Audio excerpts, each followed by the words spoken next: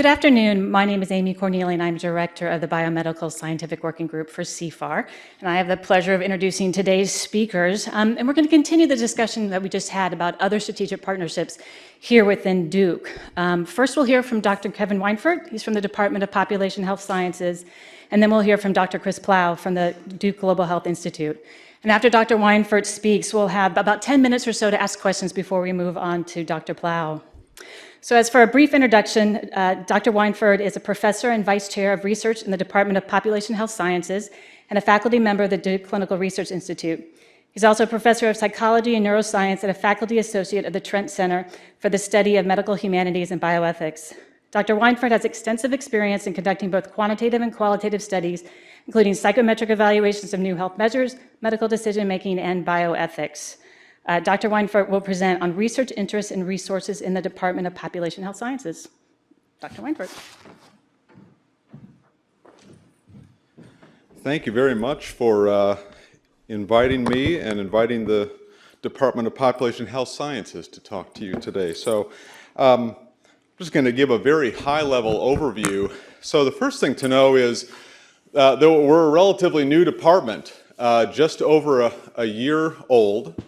But you know, I was looking around for pictures of creatures around this age, because we keep apologizing, so we're the new kids on the mind.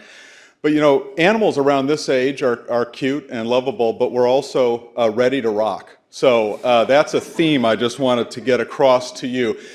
You know, one of the reasons why we were ready to rock is that this new department was created in a way that pulled existing faculty who were embedded within clinical departments for many, many years and brought them into an academic home with similarly minded methodological interests and the like. So there's a lot of Duke experience in our department already, as well as some fresh faces we're really excited about. So what is population health? Well, there's a lot of different definitions. The one that we use is population health considers health outcomes, underlying determinants of poor health, and disease states in populations defined by factors such as geography, ethnicity, employment, and even healthcare systems. And we represent a variety of disciplines. This is, as that mission would imply, it requires an interdisciplinary or transdisciplinary approach, and we've got a lot of disciplines represented. Epidemiology, health services research, clinical informatics, health economics, implementation science, data sciences, bioethics, clinical decision sciences, including psychology of medical decision making, health behavior, health policy, and health measurement. So a very rich interdisciplinary group of about 40 scholars now in our department. I wanted to just take the short time we've got to highlight for you 4 different resources within our department that might be of interest to you all. There are Center for Health Measurement, our qualitative core, the base lab, and our population health data share.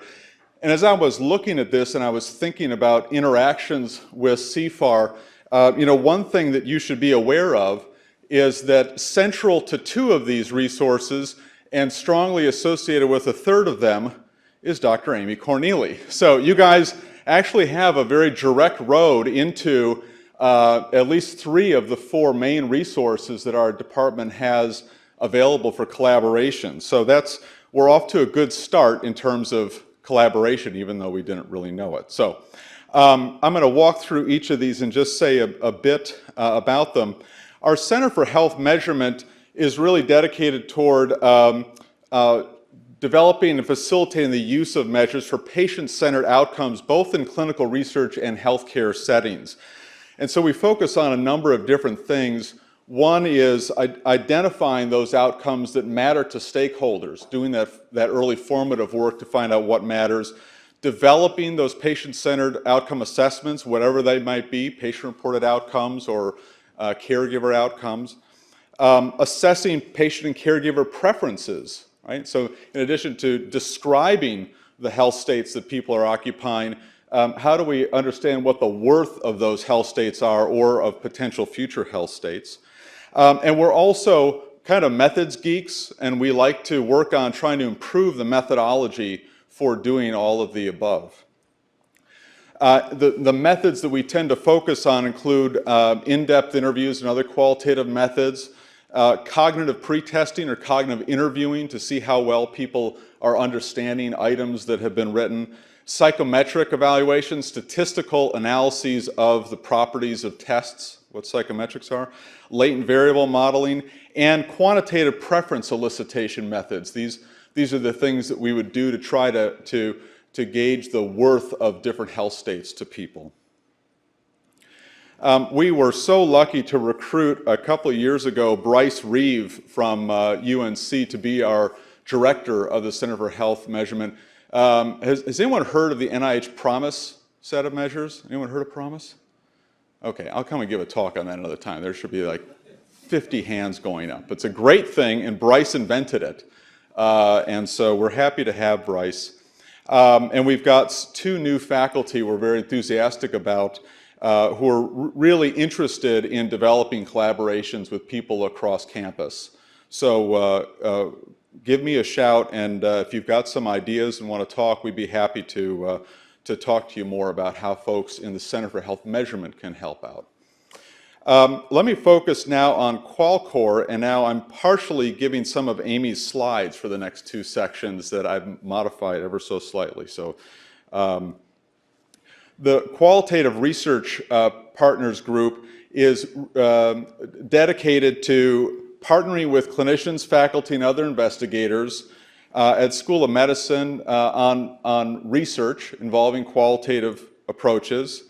They also provide advice to research partners on how to design those types of studies to address their aims. And the qualitative core, and this is very cool for someone who's sort of on the outside watching, our qualitative core really, I think, is hungry to bring innovative approaches, not just running another focus group or another interview. Those are solid when they're needed, but exploring ways of using social media, using photos, things like that, to really try to get at the richness of the experiences of research participants. The team consists of a mix of faculty, doctorate, and master's level social scientists and research assistants who are all in our department. And those folks include people who can help develop designs. They have interviewers who can, and facilitators who can do interviews for you or moderate groups. And we've got qualitative analysts who are expert at the different ways of compiling, synthesizing, and reporting the data that you might get from qualitative work. Amy, just correct me if I mess something up here. There are a variety of methods that the group uses. I won't go through all of them, but just to underscore that this group really does embrace a wide variety of innovative approaches to try to get at the experience of people in the healthcare system. And Amy just recently got an R21 funded to use photo voice, which is a really interesting method. I hope you all get a chance to hear Amy's report on that at some point. If you would like to work with someone in the qualitative core, ask questions about their facilities, you can give Brian Perry a call, and he will help set you up after hearing what your needs are.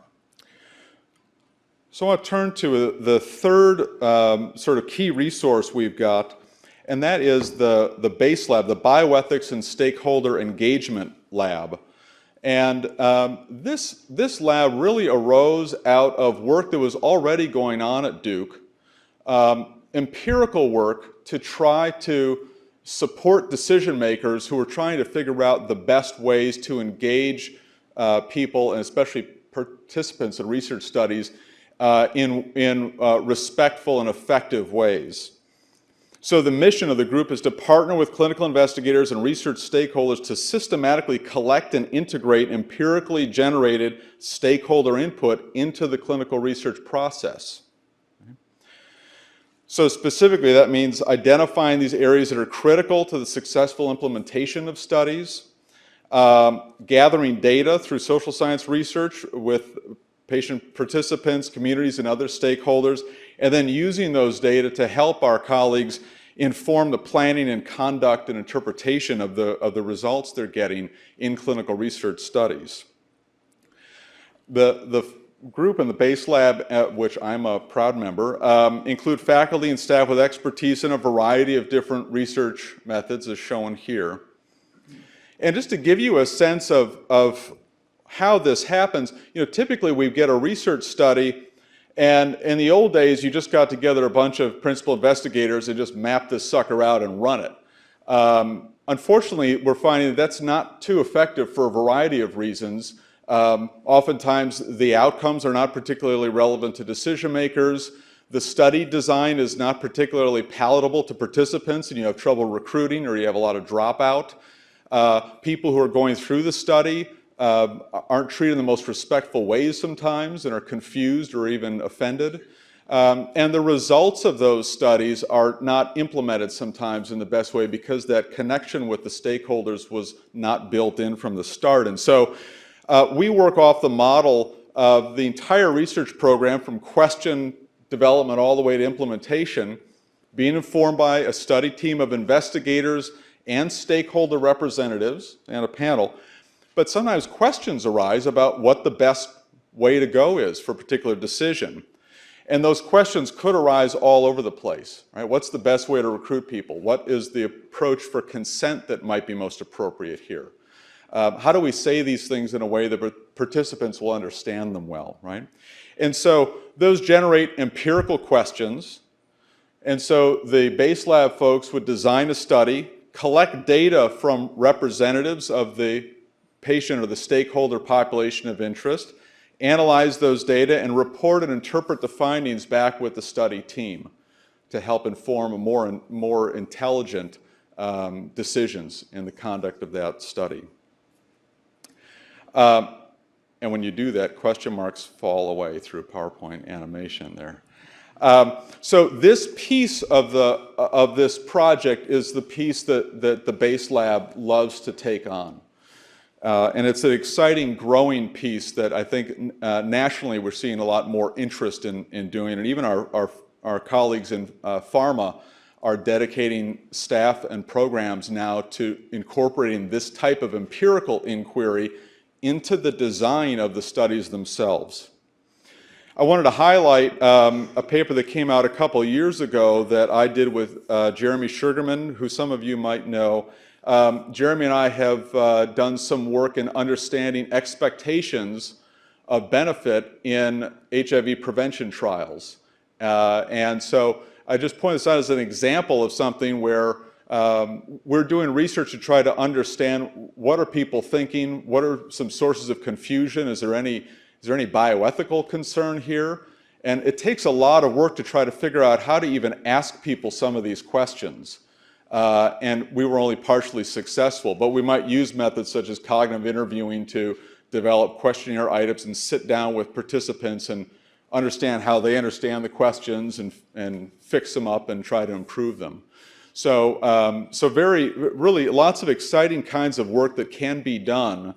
And I think one of the most interesting things about the kind of work that the Base Lab does is we can raise questions that you might not have even known were empirical questions and embed those into your grant applications and things like that to really expand the focus of the research and to sharpen the efficiency and effectiveness of the research designs that you're proposing.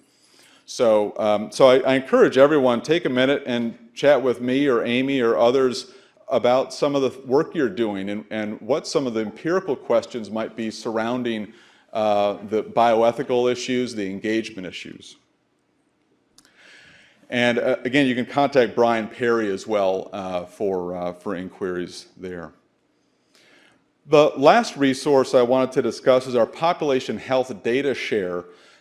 So our department is lucky to have some considerable resources in the way of large data sets to be analyzed.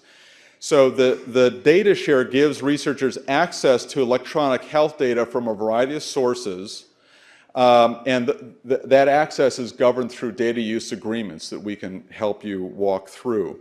And these agreements are with folks including CMS, HRQ, and AHA.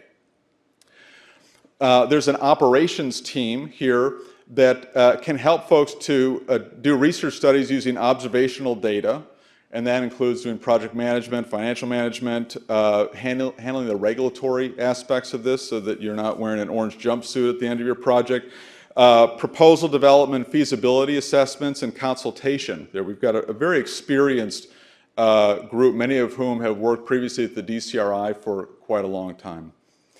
We have a very strong analytics team too, who's really expert in using these data sets and knows all the ins and outs of these data sets and can help you develop a statistical analysis plan, carry out that plan, make the sort of database linkages that you need in order to conduct this work. This is just a list of some of our data assets, including Medicare claims data, Medicaid claims. We've got the Market Scan, which is a commercial proprietary data set that we've purchased and will have access to very soon. All payer claims like the National Inpatient Sample, and then there's some supplemental data of publicly available data sets that have been curated, put into a more usable fashion. And in terms of research collaboration, the Data Share Group is happy to engage in all of these various research-related activities when we're talking about using large data sets. So I think that was my high-speed, heavily caffeinated run-through, which was under 20 minutes. Please feel free to email me. Would love to talk to you about your ideas. And if you're not even sure whether your idea is something that overlaps with any of the expertise in our department, just give me a call and let's talk about it. We'd love to pair you up with one or more people who can talk with you about that. And we're a growing department. We might have a conversation and you might help us to identify where there are needs for expertise here at Duke to do very cool things in your area that we don't have yet.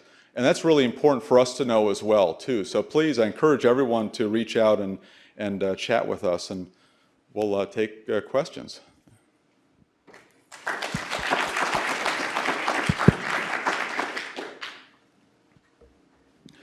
Hi, I enjoyed that. I'm Colleen Cunningham. I'm in pediatrics. And there's a really large national data set for HIV called CareWare that the federal government has. And I would have no idea how to actually go about accessing that. But seeing how many national data sets you have you ever considered or thought about trying to figure out how to get access to that database? Because there are a lot of HIV questions could be asked with that database. Yeah, thank you so much. I'm not aware of whether our data share group has made efforts to get that, but I can tell you they'd be very happy to talk to you about it. If that's a data set of value, we can consider what it would take to get it. Let's connect, and I'll put you in touch with the right folks.